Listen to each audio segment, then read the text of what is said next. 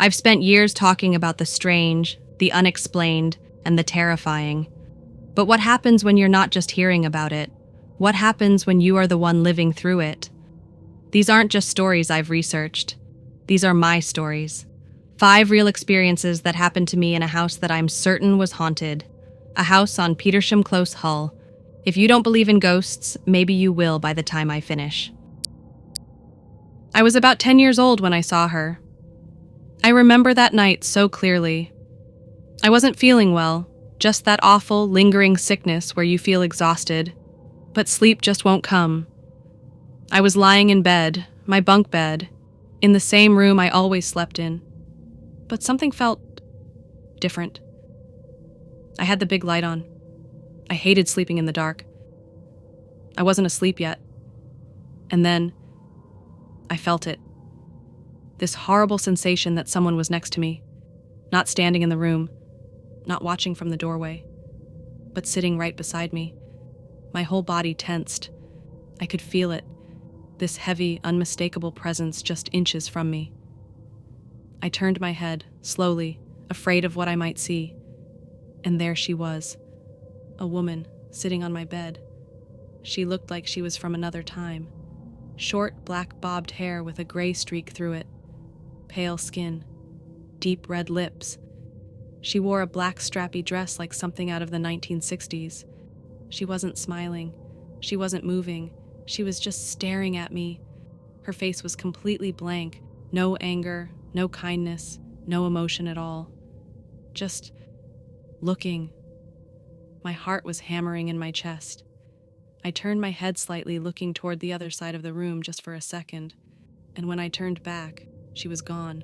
No sound, no movement, nothing. Like she had never been there at all. But I know what I saw. I was awake, and I have never forgotten her. I was 14 years old, just hanging out at home, watching music channels on the TV. It was one of those nights where nothing feels weird, no bad vibes, no strange feelings. But then I heard a noise. At first I thought it was coming from the TV, just some random background sound I wasn't paying attention to. But it didn't fit. It was this odd, scraping, metallic noise, something rotating, moving. I kept watching TV, but out of the corner of my eye, I saw something moving. I turned my head just slightly, trying to focus on it without looking directly at it. And that's when I realized it was my spoon. The spoon from the cereal bowl I had left on the table. It was spinning, by itself, moving around in slow circles in the bowl, like someone was stirring it, but no one was there. I froze, and as soon as I looked straight at it, it stopped. Dead still, like nothing had happened. At this point, I wasn't even scared. I had already gotten used to things like this happening in that house. That's what was terrifying. I wasn't the only one who saw things. One day, my Auntie Carrie came over to visit, bringing her young son with her. He was only a toddler, just learning to walk and talk, full of energy. Nothing seemed strange. It was just a normal visit. To get to our living room, you had to walk past the bottom of the stairs. As Carrie carried her son through the hallway, he stopped suddenly. Then, he looked up the stairs and screamed. Not a normal, fussy toddler scream. This was pure terror. His whole body was shaking, his little hands gripping onto Carrie's shirt like he was trying to escape something. We tried to calm him down. We told him everything was fine, but he wouldn't stop crying. He refused to even go near the staircase for the rest of the visit. Something scared him so badly he physically couldn't bring himself to move. But here's the thing. There was nobody upstairs. So what did he see? I was about 10 years old when I woke up to a sound that made my blood run cold. It was coming from downstairs, the kitchen. It sounded like someone washing the dishes, the clanking of bowls and plates being moved around, the unmistakable sound of bare feet on the cold tiled floor. My first thought? Mum's downstairs. But then I remembered something. We had an alarm system, and once everyone was in bed, it was always armed. If anyone had gone downstairs, the alarm would have gone off. I stood on the landing, staring down toward the dark staircase.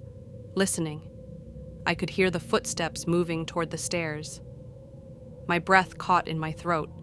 Whoever, or whatever, was down there was coming closer.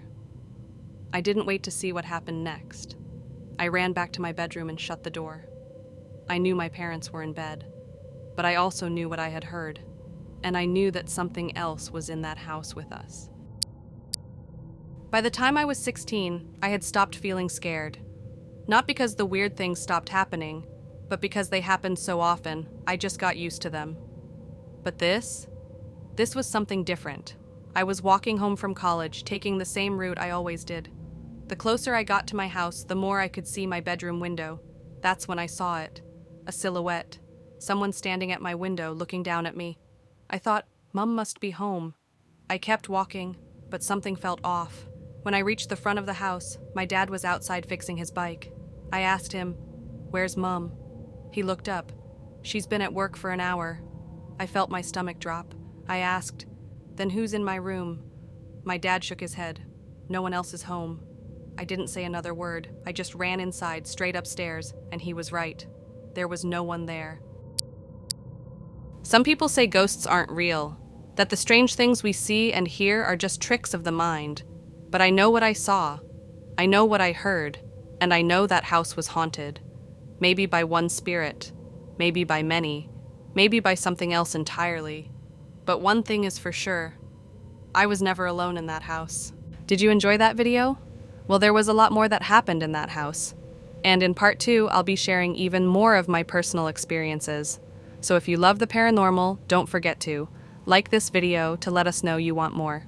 Subscribe and turn on notifications so you don't miss part 2.